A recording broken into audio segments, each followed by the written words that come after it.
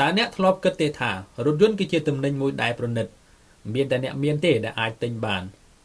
នោះគឺជាការពិតកាលពីជាង100ឆ្នាំមុនប៉ុន្តែ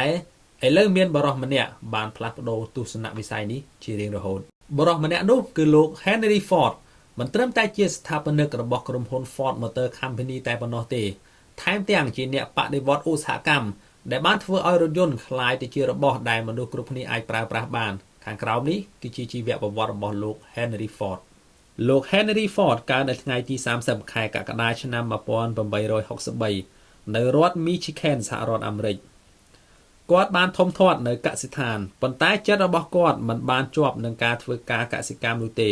គាត់មានចំណូលចិត្តខ្លាំងទៅលើម៉ាស៊ីននិងគ្រឿងរថយន្តតាំងពីក្មេងនៅអាយុ16ឆ្នាំលោកបានចាកចេញពីផ្ទះទៅទីក្រុង Detroit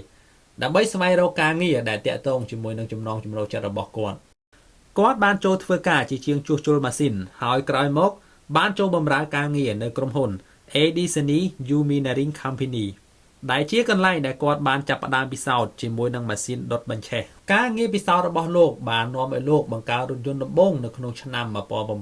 1896ដែលមានឈ្មោះថា Quadricycle ទោះបីជាជោគជ័យដំបូងនេះធ្វើឲ្យគាត់បង្កើតក្រុមហ៊ុនចំនួន2មុននេះក៏ដោយក៏ក្រុមហ៊ុនទាំងនោះបានបរាជ័យទៅវិញប៉ុន្តែលោក Henry Ford មិនបោះបង់នោះទេនៅថ្ងៃទី16ខែមិថុនាឆ្នាំ1903លោកបានបង្កើតក្រុមហ៊ុនទី3របស់គាត់ដែលមានឈ្មោះថា Ford Motor Company ដោយមានការគាំទ្រពីវិនិយោគិនមួយចំនួននៅឆ្នាំ1908ក្រុមហ៊ុន Ford បានបញ្ចេញនៅរថយន្ត Model T ដែលជាការផ្លាស់ប្ដូរដ៏ធំមួយលោក Henry Ford មិនចង់ឲ្យរថយន្តរបស់គាត់ត្រឹមតែជារថយន្តបណ្ឌិតនោះទេគាត់ចង់ឲ្យវាคล้ายទៅជាមធ្យោបាយធ្វើដំណើររបស់ប្រជាជនទូទៅ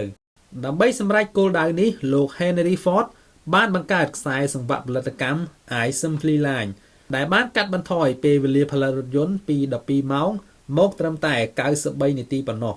ភាពជោគជ័យនេះបានធ្វើឲ្យតម្លៃរថយន្ត Model T ធ្លាក់ចុះហើយបានធ្វើឲ្យរថយន្តคล้ายទៅជាកម្មសិទ្ធិរបស់មនុស្សគ្រប់គ្នានៅឆ្នាំ1914លោក Henry Ford បានដំឡើងប្រាក់ខែដល់កម្មករទ្វេដងដល់$5ក្នុងមួយថ្ងៃ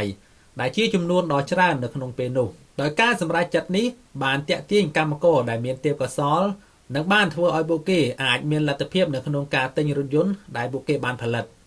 នៅថ្ងៃទី7ខែមេសាឆ្នាំ1947លោក Henry Ford បានទទួលមរណភាពនៅក្នុងវ័យ83ឆ្នាំប៉ុន្តែគាត់បានបន្សល់ទុកនៅកេរដំណែលដ៏ធំធេងមួយក្រុមហ៊ុន Ford នៅតែជាក្រុមហ៊ុនរថយន្តដ៏ធំបំផុតមួយនៅលើពិភពលោករឿងរ៉ាវរបស់លោក Henry Ford មិនមែនគ្រាន់តែជាប្រវត្តិរបស់រថយន្តនោះទេវាក៏ជារឿងរ៉ាវនៃទស្សនវិស័យភាពតស៊ូនិងការច្នៃប្រឌិតលោកបានបង្ហាញថាគំនិតដ៏សាមញ្ញមួយអាចផ្លាស់ប្ដូរឧស្សាហកម្មទាំងមូលនិងអាចផ្លាស់ប្ដូរជីវភាពរបស់មនុស្សបានរាប់លាននាក់តើអ្នកទាំងអស់គ្នាយល់យ៉ាងណាចំពោះជីវប្រវត្តិរបស់លោក Henry Ford សូមខមមិននៅខាងក្រោម